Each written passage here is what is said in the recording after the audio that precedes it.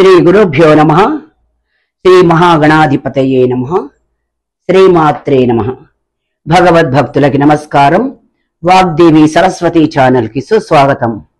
నేను సూర్యకుమారి కందాళ. ఇవాళ మనం శివభక్తుడైన సుందరమూర్తి చరిత్ర తెలుసుకుందామండి. ద్రావిడ దేశంలో తిరునావల్లూరు అనే ఒక గొప్ప శైవక్షేత్రం ఉంది.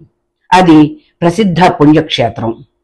ఎక్కడెక్కడి నుండో గొప్ప గొప్ప శివభక్తులు అక్కడికి వచ్చి స్వామిని దర్శించుకుని వెడుతూ ఉండేవారు. ఆ ప్రాంతపు రాజుగారు కూడా ఆ ఊళ్ళోనే ఉండేవారు. అది ఒక పెద్ద కూడలి. ఆ గ్రామంలో సెడయ నయనారు అనే ఒక ఆదిశైవుడు ఉండేవాడు. అతడు మిక్కిలి జ్ఞాని, భక్తుడు. ఊరి వారికి అందరికీ తలలో నాలుకలా ఉండేవాడు. అతని భార్య పేరు ఇసేజ్ఞాని. భర్తకు తగ్గ ఇల్లాలు. వారి దాంపత్యం అన్యోన్యంగా ఉండేది. ఆ దంపతులకి ఒక కుమారుడు జన్మించాడు. తల్లిదండ్రులు అతడికి సుందర నయనారు అని పేరు పెట్టారు. తల్లిదండ్రులు అతన్ని చక్కగా పెంచుకుంటుండేవారు. వినయ విధేయతలతో మిక్కిలి గొప్పగా పెరిగాడు. ఆ ఊరి రాజుగారి పేరు నరసింహ నాయనారు. మిక్కిలి ధర్మాత్ముడు. ప్రజల అందరూ అతన్ని అంతంగా గౌరవించేవాడు. ప్రజల్ని కన్నబిడ్డల్లాగా చూసుకునేవాడు. మంచి రాజుగా పేరు ప్రతిష్టలు గడించాడు. రాజుగారు ఒకనాడు రాజవీధిలో ఆడుకుంటున్న పిల్లల్ని, ఆ పిల్లల్లో తేజోమూర్తిగా వెలిగిపోతున్న సుందరమూర్తి నాయనార్ని చూశారు. అతని ముఖవచ్చస్సు మిక్కిలి అమితంగా ఆకర్షణీయంగా ఉంది. అతన్ని చూసి అతన్ని విడవలేక వెళ్ళిపోతున్నారు రాజుగారు. రాజుగారు నిలిచిపోవడం వల్ల మార్గంలో రాకపోకలు కూడా నిలిచిపోయాయి. బాలుడి సంగతి తెలుసుకుని కబురు పంపారు రాజుగారు. క్షణంలో సుందరమూర్తి నాయనారు, తల్లిదండ్రులు సెడయ నాయనారు, అతని భార్య వచ్చారు. రాజుగారు వారితోటి, ఈ బాలుడు నాకు మిక్కిలి ఆనందాన్ని కల్పిస్తున్నాడు. కొన్ని రోజులు నీవు ఇతన్ని నా వద్దకి పంపించి నాకు ఆనందాన్ని కలుగు చేయి అని కోరాడు. ఇది విన్న అందరూ చాలా ఆనందించారు. సెడయనైనారు అదృష్టవంతుడు అని కూడా కొనియాడారు. రాజుగారితో పంపుమని ప్రార్థించారు. కానీ సెడయనైనారు, అయ్యో, లేక లేక పుట్టిన బిడ్డ, తన బిడ్డను రాజే విడవలేకపోతున్నాడే, మరి మేము అతన్ని విడిచి ఎలా ఉండగలం? అతని తల్లి అతన్ని విడిచి ఎలా ఉండగలదు? మరి అడుగుతున్నామో రాజుగారు కాదని ఎలా చెప్పగలడు? అందువల్ల కొంతసేపు తటపటాయించాడు.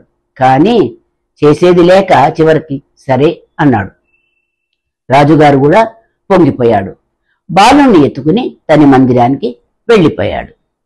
ఇసేజ్ఞానమ్మ మ్రాన్పడిపోయింది. అయితే కొద్దిసేపటి తరువాత రాణిగారి నుండి వర్తమానం వచ్చింది. ఆమె, నేను కూడా నీలాంటి సామాన్య స్త్రీని, రాణిని కాదు. నీ బిడ్డయే నా బిడ్డ, నా బిడ్డే నీ బిడ్డ. కాబట్టి ఇద్దరం బాలుని పెంచుకుందాం. నువ్వు అంతఃపురానికి వచ్చి నాతో ఉండు. కోటలో నీకేమీ అడ్డు ఉండదు. వెంటనే రా అంటూ వర్తమానం పంపించింది. ఇసేజ్ఞానమ్మ అంతఃపురంలో ప్రవేశించింది. రాణిగారి మళ్ళీని రాజమర్యాదలు అందుకుంది. రాణి మరియు ఇసేజ్ఞానమ్మ ప్రాణ స్నేహితురాళ్ళు అయ్యారు. రాజు ప్రాయంలో పెరుగుతున్నం వల్ల సుకల సుందరమూర్తి సకల విద్యాశాస్త్ర పారంగతుడు అయ్యాడు. బ్రాహ్మణత్వాన్ని మరువలేదు. అఖండ శాస్త్ర పండితుడై ద్రావిడ దేశంలో ప్రఖ్యాతి వహిస్తున్నాడు. సుందరమూర్తికి యుక్త వయసు వచ్చింది. రాజోచిత మర్యాదలతో అతని ఇంటికి పంపించారు సుందరమూర్తిని రాజు. తిరునావల్లూరికి సమీపంలో పుత్తూరు అనే ఒక గ్రామం ఉంది. అక్కడ షడంగ విశ్వాచారి అనే ఒక బ్రాహ్మణోత్తముడు తన కుమార్తెని సుందరమూర్తికి ఇవ్వాలి అని అనుకున్నాడు. వివాహ సన్నాహాలు ప్రారంభమయ్యాయి.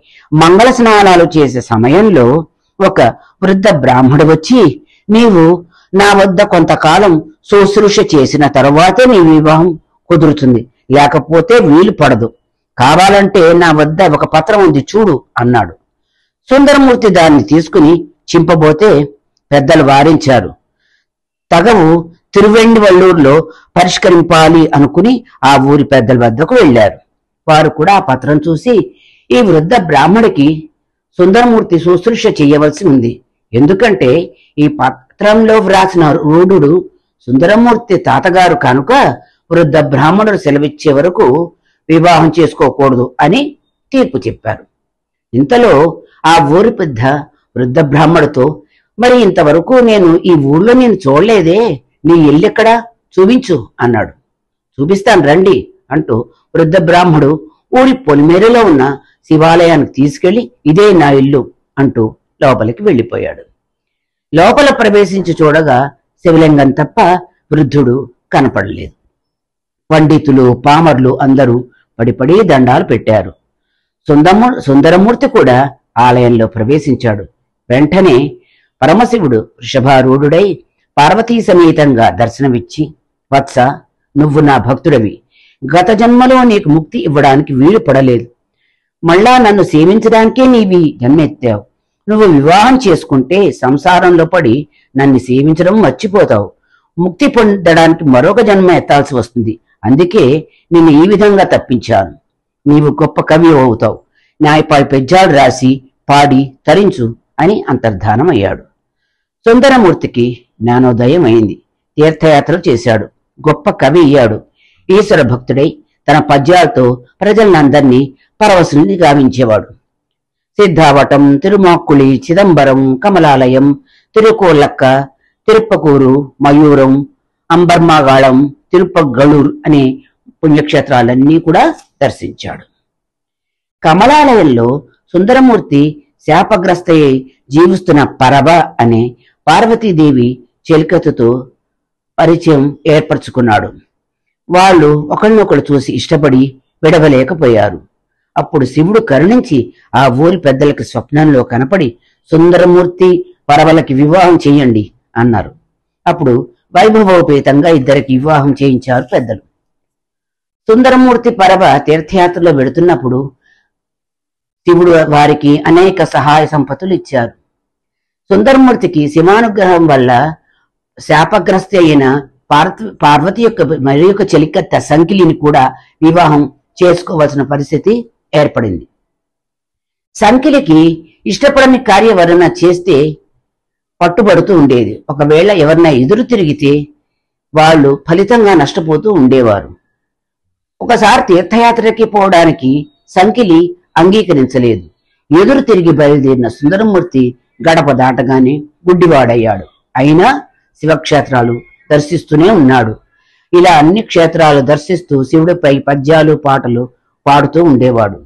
ఇప్పటికీ ఆయనకి దృష్టి రాలేదు. కాని ఆఖరికి అతను కంచిలో ఏకాంబరేశ్వర స్వామిని దర్శించిన వెంటనే అతనికి కుడి కన్ను వచ్చింది. తరువాత వల్మీకనాథుని దర్శించిన వెంటనే ఎడమ కన్ను వచ్చింది.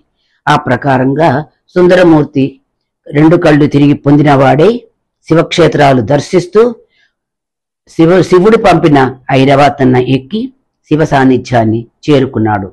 ఇంతటితో సుందరమూర్తి చరిత్ర సమాప్తం. వేరొక భక్తుల కథతో మళ్ళీ కలుసుకుందామండి. ఉంటానండి. నమస్కారం. సూర్యకుమారి, కందాళ.